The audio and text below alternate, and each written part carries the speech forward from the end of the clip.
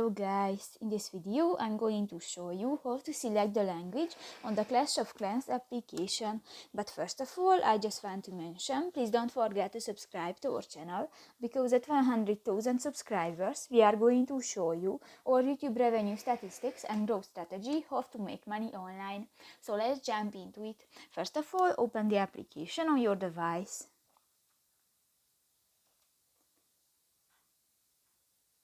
This will take a few minutes when the application is uploading.